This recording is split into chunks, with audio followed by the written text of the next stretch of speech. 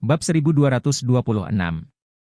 Setelah turun dari mobil, menyaksikan Warnia pergi dari Thomson, dia berdiri di sana selama 10 detik sebelum berbalik dan memasuki gerbang Thomson. Ketika dia kembali ke rumahnya, istrinya Claire telah mandi dan berbaring di kamar tidur sambil membaca buku. Melihat kembalinya Charlie, Claire tersenyum dan bertanya, "Bagaimana pesta ulang tahun temanmu?" Charlie merasa sedikit tidak wajar, dan menjawab, "Perjamuannya tidak buruk." Claire tidak tahu bahwa Warnia sedang merayakan ulang tahunnya malam ini. Ini terutama karena Charlie tidak ingin dia terlalu banyak berpikir, jadi dia tidak mengatakannya. Claire tidak menemukan sesuatu yang salah dengan Charlie. Dia meletakkan buku di tangannya, menatap Charlie, dan berkata dengan malu-malu, "Suamiku, bolehkah aku menanyakan sesuatu?" Charlie buru-buru berkata, "Apa yang kamu lakukan dengan begitu sopan dengan suamimu? Bicaralah tentang itu." Claire berkata, "Saya memiliki teman sekelas SMA yang akan menikah suatu saat nanti. Mereka datang ke studio saya hari ini untuk memberi saya undangan. Bisakah kamu menemaniku?" Charlie tersenyum dan berkata, "Tentu saja, saya akan." "Apakah itu pria atau wanita?" "Perempuan." Claire berkata, "Saat kami di tahun ketiga sekolah menengah, kami telah berada di meja yang sama untuk sementara waktu." Charlie mengangguk dan berkata, "Karena ini adalah pernikahan di meja yang sama, kita harus pergi." Claire ragu-ragu dan berkata, Suamiku, aku punya satu hal lagi yang ingin aku minta bantuanmu." Charlie berkata, "Katakan saja." Claire berkata dengan serius, "Kehidupan teman sekelas SMA ini tidak terlalu baik. Keluarga selalu lebih menyukai anak laki-laki daripada perempuan dan tidak terlalu memedulikannya, dan kali ini dia dinikahkan oleh Feng Zi, sehingga keluarga suaminya tidak terlalu menghargainya. Dia berpikir hari ini. Dia memohon saya untuk mengendarai BMW saya untuk menjadikannya mobil pertama untuk pernikahannya. Dia mungkin mengira BMW sudah sangat mewah, tetapi Anda juga tahu bahwa saat ini di kota, mobil pertama untuk tim pernikahan setidaknya. Untuk mobil mewah dengan kelas lebih dari 1 juta, tidak mungkin memulai dengan BMW 5 seri, jadi saya ingin memohon kepada Anda, dapatkah Anda meminjamkan salah satu dari 2 mobil mewah dari Tuan White dan Tuan Stephen? Charlie bertanya dengan heran, "Tidak apa-apa meminjam mobil. Saya belum pernah mengemudi sejak pameran mobil itu. Tetapi, istri saya hanya mendengar tentang armada anggota keluarga dan tidak pernah mendengar tentang armada pasangan yang sudah menikah." "Apa aturannya?" Claire berkata, "Teman sekelas SMA saya dulu tinggal di sekolah. Keluarganya berada di daerah sekitar Rose Hill. Masuk akal bahwa ketika dia menikah, pengantin pria yang membawa untuk menjemputnya, tetapi keluarga mempelai pria meremehkan teman sekelas saya. Ya, dia sengaja membuat permintaan kasar, mengatakan bahwa dia tidak akan pergi menjemput keluarga ketika mereka menikah, dan membiarkan keluarga ibunya mengantar ke hotel, jadi dia hanya berkata." Charlie tidak bisa menahan cemberutnya, keluarga pengantin pria ini telah berbuat terlalu banyak, bukan? Dia sedang mengandung anaknya. Ketika mereka menikah, mereka tidak pergi ke rumah untuk menjemput kerabat mereka? Claire menghela nafas, "Tidak mungkin, teman sekelasku juga sangat tidak nyaman. Keluarga pria itu membencinya dan tidak mau memberikan hadiah sepeser pun. Keluarga ibunya awalnya berharap dia memiliki beberapa hadiah untuk kakaknya ketika dia menikah. Ketika dia membeli rumah, mereka tidak memberinya sepeser pun, jadi keluarga teman sekelas saya tidak ingin dia menikah, tetapi teman sekelas saya bersikeras untuk menikah, jadi apakah itu keluarga calon suaminya, atau keluarganya sendiri, mereka semua punya pendapat tentang dia. Ini agak menyedihkan." Berbicara tentang ini, Claire memeluk lengan Charlie dan bergoyang dengan kuat, memohon, "Suamiku, aku tahu kamu memiliki keterampilan terbaik, dan aku tahu bahwa kamu biasanya rendah hati, tetapi bisakah kamu membantu? Pada hari pernikahan teman sekelas saya, dia bisa mengendarai mobil sport untuk menikah. Saya juga ingin menyelamatkan mukanya agar keluarga suaminya tidak terlalu sering mengganggunya di masa depan. Tolong, suami." Charlie tersenyum sedikit dan berkata tertidur, "Karena dia teman sekolah menengahmu, bagaimana kamu bisa mengendarainya? Tinggalkan saja keduanya. Kemudian saya akan mengendarainya sendiri." Anda mengendarainya. Anda mengendarainya. Dengan teman sekelasmu, apakah kamu puas dengan pengaturan ini? Claire sangat gembira, segera memeluknya, "Kak." SSS dia di bibir, dan berkata dengan gembira, "Puas. Sangat puas." Kamu benar-benar suami terbaik di dunia. Charlie tercengang di tempat. Apa yang terjadi padanya hari ini? Apakah bunga persik sedang mekar? Bab 1227. Saat ini, Warnia berkendara kembali ke rumah keluarga Song. Dalam perjalanan kembali, dia mengingat SS berani untuk Charlie sekarang, tapi dia masih malu. Sebenarnya Warnia bukanlah wanita yang sangat aktif dalam berperasaan. Ada banyak sekali orang yang mengejarnya sejak kecil, tapi dia tidak pernah tergerak oleh pria yang mengejarnya. Tidak hanya itu, dia bahkan tidak menyukai siapapun sebelum bertemu dengan Charlie. Tetapi dia sendiri tidak menyangka bahwa setelah dia jatuh cinta padanya, itu akan menjadi sangat tidak terkendali. Jika masalah ini menyebar begitu saja, gelar ibu negara dari keluarga pertama Orose Hill akan segera menjadi bahan tertawaan dari seluruh Orose Hill. Lagi pula, di mata orang biasa, bagaimana bisa seorang gadis begitu tanpa pamrih? Terlebih lagi, dia mengambil inisiatif untuk memberikannya kepada Charlie, dia masih menyimpan SS pertama dari 26 tahun. Namun, Warnia sama sekali tidak menyesalinya. Pada saat yang sama, dia juga memutuskan dalam hatinya bahwa dia akan menggunakan waktu dan tindakan praktis untuk membuktikan kepada Charlie bahwa semua yang dia katakan berasal dari lubuk hatinya, dan bahwa dia bersedia menunggunya, dan dia akan menunggu selamanya. Ketika Warnia mengemudikan mobilnya ke halaman ketika dia sampai di rumah, Buyu bergegas maju dan berkata dengan hormat, "Nona, tolong parkir mobilmu di sini. Aku akan membantumu di garasi." Warnia berkata, "Tidak perlu Boyu, saya bisa melakukannya sendiri. Kamu bisa pergi dan melakukan pekerjaanmu." Boyu buru-buru berkata, "Jadi kenapa, Nona, kamu sekarang adalah patriark dari keluarga Song, dan kamu bisa menyerahkan banyak hal kepada kami bawahan untuk dilakukan di masa depan." Sambil berbicara, Boyu berbisik lagi, "Nona, Tuan masih menunggumu." Mendengar kakek masih menunggunya, Warnia buru-buru mengangguk, meninggalkan mobil menuju Boyu, mengambil tasnya, dan masuk ke dalam rumah. Saat ini, semua anggota keluarga Song sedang duduk di ruang tamu pertemuan keluarga Song. Meskipun pesta ulang tahun Warnia telah usai, tidak ada yang berani pergi karena Tuan Song tidak menyuruhnya pergi. Selain itu, semua yang tertarik telah menemukan bahwa Song bahkan tidak duduk di kursi utama kali ini. Desain ruang tamu Song mirip dengan ruang pertemuan perusahaan besar. Terdapat jok utama tepat di depan, dan terdapat 18 jok di sisi kiri dan kanan jok utama. Biasanya Pak Song harus duduk di satu-satunya kursi utama, namun kali ini, ia justru memilih duduk di sisi kanan kursi utama. Semua orang tahu betul bahwa dia menyerahkan kursi utama ke Warnia. Honor dan ayahnya Tianming duduk kosong di seberang tuan tua. Apa yang terjadi malam ini seperti mimpi buruk bagi ayah dan putranya. Dan dari mimpi buruk ini mereka belum bangun, tidak mungkin untuk bangun.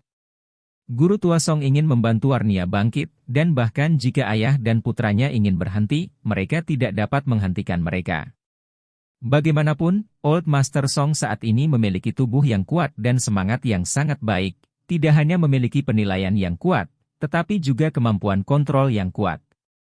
Dalam hal ini, bahkan jika ayah dan anak memiliki pendapat yang bagus, mereka tidak dapat tidak mematuhi keputusan yang dibuat oleh ayah. Selama dia ada di sana, Warnia akan mendapat dukungan yang kuat.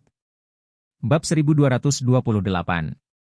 Dan yang membuat mereka semakin putus asa adalah bahwa Tuan Song tua sudah sekarat karena sakit sebelumnya, tetapi sekarang dia sehat seperti pria paruh baya.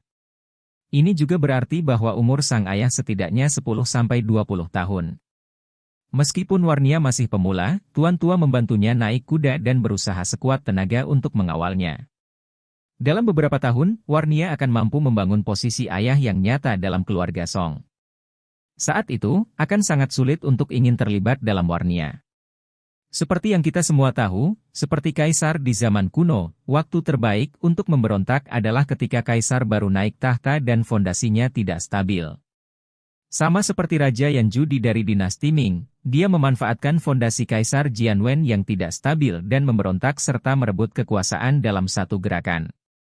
Namun, masalahnya sekarang adalah Warnia bukanlah Kaisar Jianwen. Ketika Kaisar Jianwen naik tahta, Tuan tua Zhuang sudah mati. Jika Zhuang masih hidup dan memberi Ju di 10 keberanian, dia tidak akan berhasil memberontak. Sekarang, Tuan Song hidup dengan baik.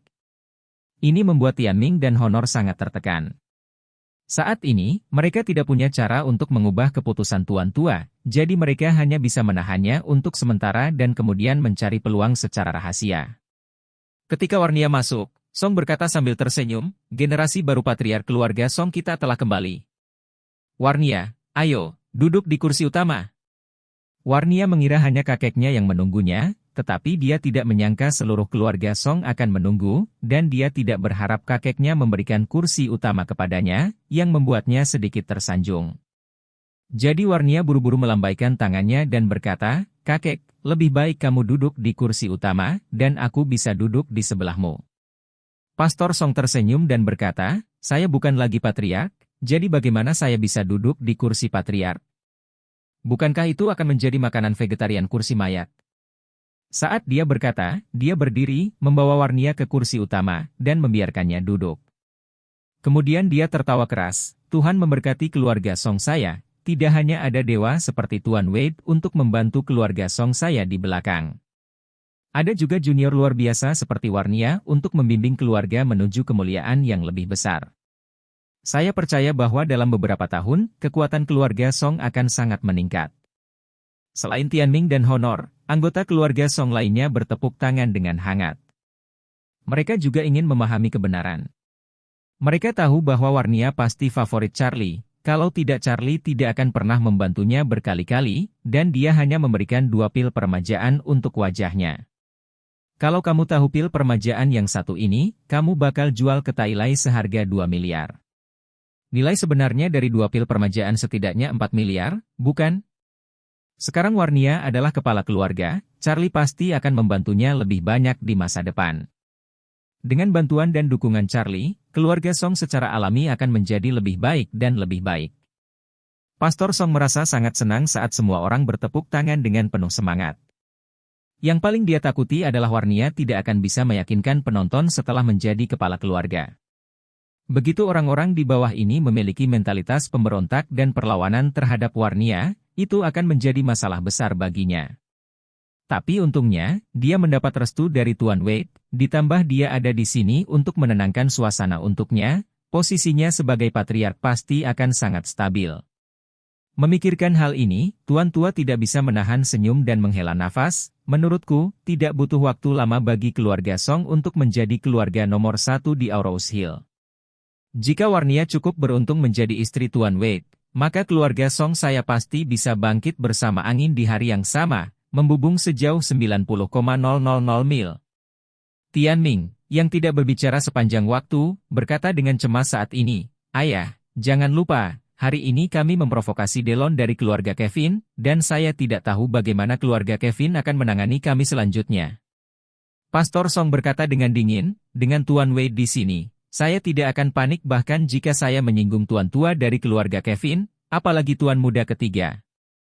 Bab 1229. Saat ini, Bandara Internasional Eastcliff larut malam.